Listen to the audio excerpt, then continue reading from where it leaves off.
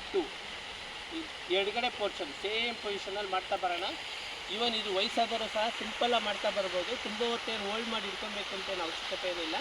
ಹಾಗಾಗಿ ಇದು ಪೊಸಿಷನ್ ತೊಗೊಳ್ಳಿ. ನಿಮ್ಗೆ ಎಷ್ಟು ಸಾಧ್ಯ ಆಗುತ್ತೋ ಅಷ್ಟು ಜಂಪ್ ಆಗ್ತಾ ಬನ್ನಿ. ನಿಮ್ಮ ಕೆಪಾಸಿಟಿಗೆ ತಕ್ಕಂಗೆ ಬೆಂಡ್ ಆಗ್ತಾ ಬನ್ನಿ. ಇಲ್ಲಿ ವಯಸ್ಸಾದರೂ ಸಹ ಮಾಡ್ಬೋದು, ಅದೇನು ತೊಂದರೆ ಏನಿಲ್ಲ. ನಾವು ವಯಸ್ಸಾಗಿದೆ ಮಾಡಬಾರ್ದು ಅನ್ನೋದೇನಿಲ್ಲ. ನಿಮ್ಮ ಕೈಲಿ ಎಷ್ಟು ಸಾಧ್ಯ ಆಗುತ್ತೋ ಅಷ್ಟು ಸಿಂಪಲ್ ಟ್ರಿಕ್ಸಲ್ಲಿ ಮಾಡ್ತಾ ಬರ್ಬೋದು. ಅದನ್ನು ತೋರಿಸ್ತಾ ಬರ್ತಿರ್ತೀನಿ ನೋಡಿ. ಈಗ ಎಡಗಾಲನ್ನ 90 ಡಿಗ್ರಿ ಮಾಡ್ಕೊಳ್ಳಿ, ಬಲಗಾಲು 45 ಡಿಗ್ರಿ ಮಾಡ್ಕೊಳ್ಳಿ. ಈಗ ಸೇಮ್ ಹಾಗೆ ಕ್ವಿಕ್ಕಾಗಿ ಬೆಂಡಾಗ್ತಾ ಬನ್ನಿ, ಬೆಂಡಾಗ್ತಾ ಬನ್ನಿ, ಬೆಂಡಾಗ್ತಾ ಬನ್ನಿ. ಕೈ ಎಡಗಡೆ ಹೊರಗಡೆ ಮುಖದಲ್ಲಿ ಇರಬೇಕು, ನಿಮ್ಮ ಪಾದದ ಹೊರಗಡೆ ಬಲಗೈ ಸ್ಟ್ರೈಟ್ ಇರಬೇಕು, ದೃಷ್ಟಿ ನೇರವಾಗಿ ಬಲಗೈ ಬೆರಳ ಮೇಲೆ ಇರಬೇಕು. ನೆಕ್ಸ್ಟ್ ಹಾಗೆಯೇ ಮತ್ತೆ ಈಗ ಒಳಮುಖವಾಗಿ ತೊಗೊಳ್ತಾ ಬನ್ನಿ. ಎಡಗೈಯಿಂದ ನಿಮ್ಮ ಪಾದದ ಪಕ್ಕದಲ್ಲೇ ಇರಬೇಕು, ಇದು ಈಕ್ವಲ್ ಆಗಿರಬೇಕು. ಹಾಗೆ ಈಗ ದೃಷ್ಟಿ ನೇರವಾಗಿ ಬಲಗೈ ಬೆರಳ ಮೇಲೆ ಇರಬೇಕು. ಹಾಗೆ ನಿಮ್ಮ ದೃಷ್ಟಿ ನೋಡ್ತಾ ಬನ್ನಿ. ಹಾಗೆ ನಿಧಾನಕ್ಕೆ ಮೇಲೆ ಬನ್ನಿ, ಫುಲ್ ಸ್ಟ್ರೈಟ್ ತೊಗೊಳ್ತಾ ಬನ್ನಿ. ಹಾಗೆ ಸ್ಟ್ರೈಟ್ ತೊಗೊಳ್ತಾ ಈಗ ಇದು ಪೊಸಿಷನ್ಗೆ ಬರಬೇಕು.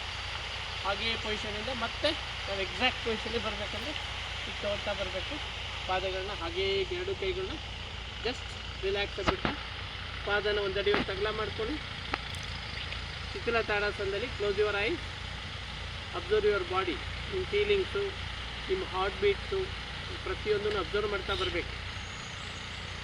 ಇವೆಲ್ಲ ನೀವು ಮಾಡ್ತಾ ಬಂದರೆ ನಿಮ್ಮ ದೇಹದಲ್ಲಿ ಏನೇನು ಚೇಂಜಸ್ ಆಗುತ್ತೆ ಅಂತ ನೀವು ನೋಡ್ತಾ ಬರ್ಬೋದು. Thank you.